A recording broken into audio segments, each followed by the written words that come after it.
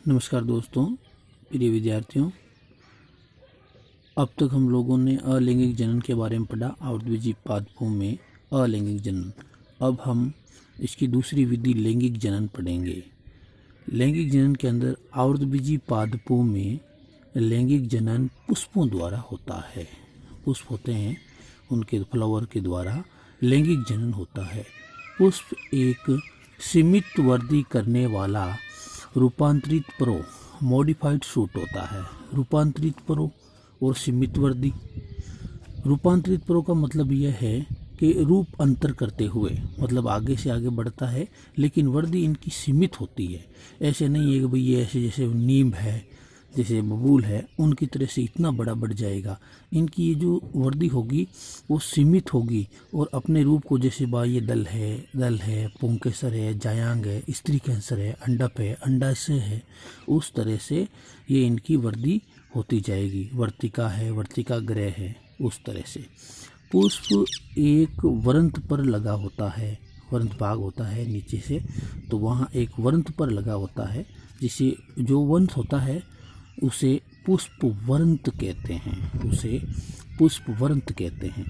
पुष्पवृंत का शीर्ष भाग चौड़ा होकर पुष्पासन थैलेमस बनाता है। पुष्पवृंत होता है, जो उनका शीर्ष भाग होता है वो चौड़ा होकर पुष्पासन बनाता है। एक प्रारूपिक पुष्प में मुख्यतः 4 भाग होते हैं। एक प्रारूपिक पुष्प के अंदर 4 भाग होते हैं, जिसमें चारों भाग होते हैं वह पूर्ण पुष्प कहलाते हैं। जिसके अंदर चारों भाग होंगे तो वो पूर्ण पुष्प होगा, और जिसके अंदर चारों भाग नहीं होगा तो वो अपूर्ण पुष्प कहलाएगा। तथा किसी एक की अनुपस्थिति अपूर्ण पुष्प कहलाती है। 4 भाग के अंदर से कोई भी अगर एक भी भाग नहीं है तो वह अपूर्ण पुष्प कहलाता है।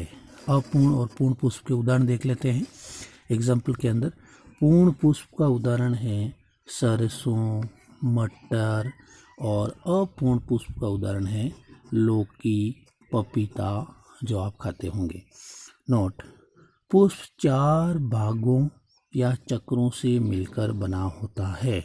तो वो 4 भाग कौन कौन से होते हैं देख लेते हैं। कैलिक्स, सबसे पहले बाह्य दल पुंज। पुष्प का सबसे बाहरी चक्र जो बाह्य दलों से मिलकर बना होता है।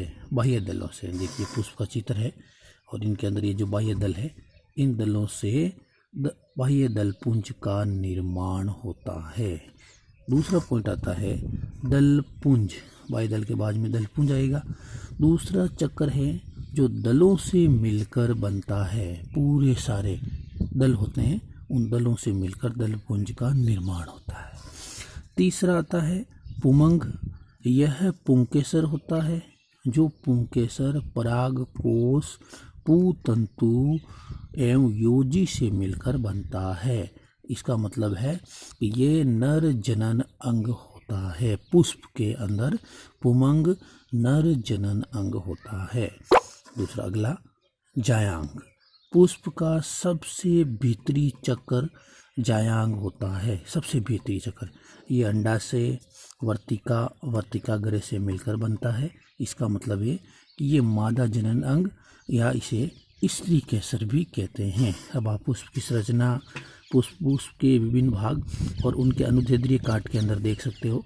ये इनका बीजांड है, ये इनका बाह्य दल है, और ये जो भाग है बीच वाला अंडाशय है। उसके बाद में जो इनकी वर्तिका है, और वर्तिका से वर्तिका ग्रह है। वर्तिका ग्रह, वर्तिका और अंडाशय ये मिलकर अंडप का निर्माण करते हैं, और परागकोश और पुतंतु मिलकर पुंकेसर का निर्माण करते हैं। आगे बाह्य दल पुंज व दल पुंज बंधीय होते हैं। इन्हें पुष्प के सहायक चक्र कहते हैं। बंधीय मतलब एक दूसरे से जुड़े हुए होते हैं, और ये पुष्प के सहायक चक्र होते हैं। जिस तरह से गोल संरचनाएं आपको नजर आती है उस तरह से।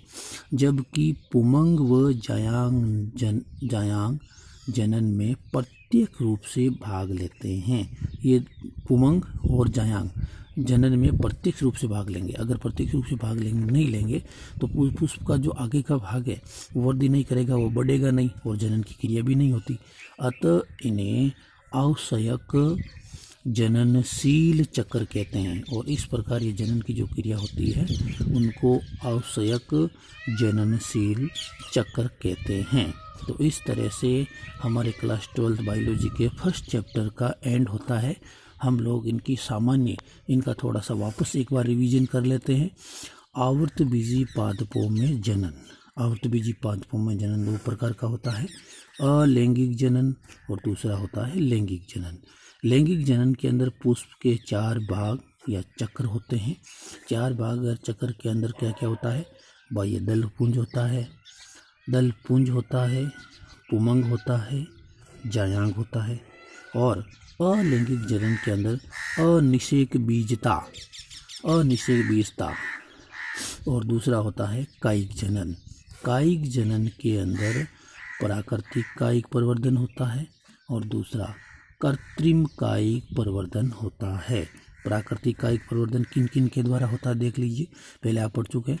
तनों द्वारा होता है, जड़ों द्वारा होता है, पत्तियों द्वारा होता है, जन्नांगों द्वारा होता है। और कृत्रिम कायिक प्रवर्धन किस किस के द्वारा होता है देखिए।